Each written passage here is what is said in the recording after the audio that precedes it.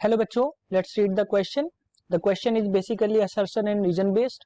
So assertion says transverse waves are possible in solids and strings that is under tension but not in fluids. Reason says solids and strings have non-zero shear modulus but fluids have approximately zero shear modulus. So इसके हम बात करेंगे solution की, तो उसमें हम देखेंगे सबसे पहले की कॉन्सेप्ट. सो अगर हम बात करें ट्रांसवर्स वेव्स की, क्योंकि यहाँ पे ट्रांसवर्स वेव की बात हो रही है, तो अगर हम ट्रांसवर्स वेव की बात करें तो मैं बता देता हूं, लिख देता हूं आपको. ट्रांसवर्स वेव्स क्या होता है? ये पार्टिकल मोशन इज नॉर्मल. मैं लिख देता हूं particle motion is normal to the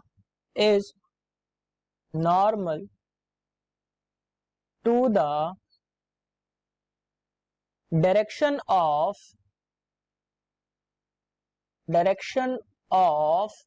propagation of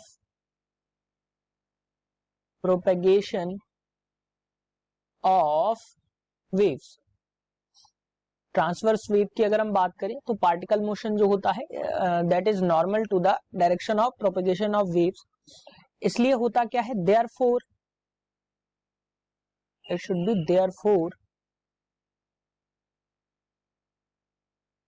therefore as the wave propagates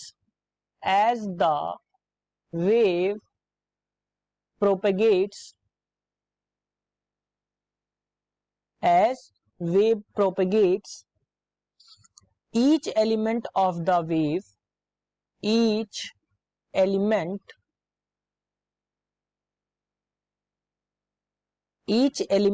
of the medium, not wave, of the medium undergoes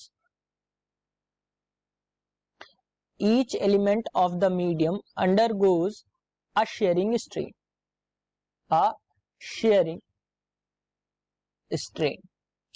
basically अगर हम ट्रांसवर्स वेव की बात करें तो ट्रांसवर्स वेव्स को प्रोपेगेट्स करने के लिए बेसिकली एक जो चीज आवश्यक होती है that's the rigidity of the material.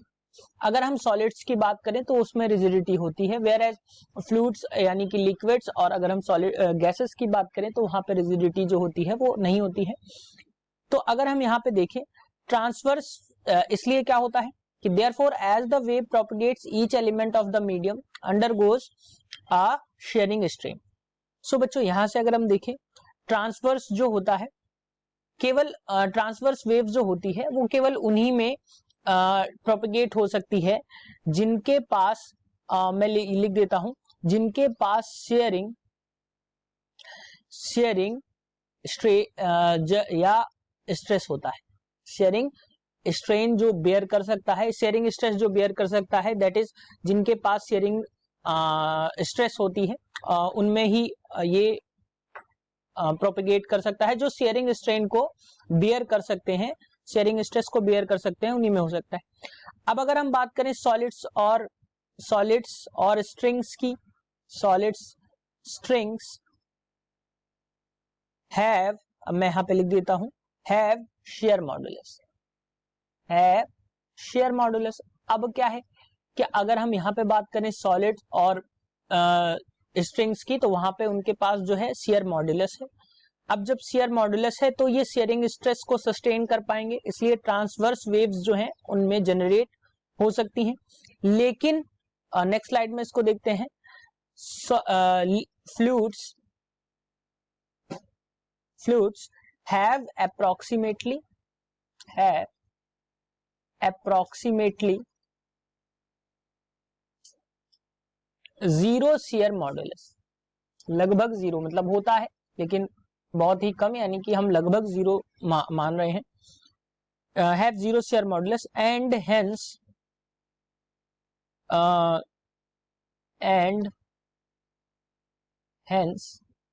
they cannot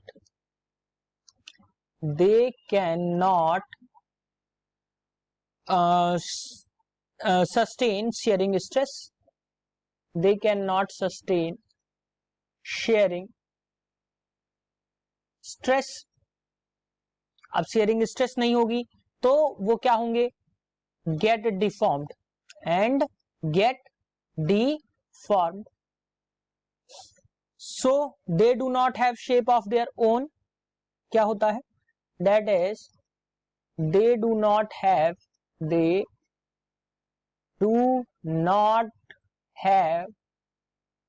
shape of their own। Basically जिस वेसल में डाले जाएंगे उसी का शेप ले लेंगे। एंड हेंस नो ट्रांसवर्स, अब मैं यहां पे कह सकता हूं and hence no transverse waves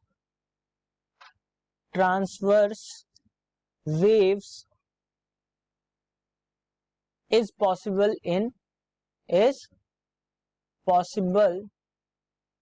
in fluids। So अब अगर हम क्वेश्चन के अकॉर्डिंग बात करें तो क्या है, ट्रांसवर्स वेव जो है सॉलिड्स में ही पॉसिबल है, स्ट्रिंग्स में पॉसिबल है, फ्लूइड्स में पॉसिबल नहीं है। उसका रीजन इन्होंने जो दिया है कि सॉलिड्स और स्ट्रिंग्स के पास नॉन जीरो शेयर मॉडुलस होता है, लेकिन फ्लूइड्स के पास अप्रोक्सीमेटली जीरो शेयर मॉडुलस होता है। तो यहां पे असर्शन जो है that is right and reason is the correct explanation of assertion and reason is also right. So बच्चों अगर हम दोनों की बात करें तो दोनों ही राइट है और रीजन जो है वो भी एक असर्शन का करेक्ट एक्सप्लेनेशन है। Hence this is the answer. Hope you understood it well. Best of luck.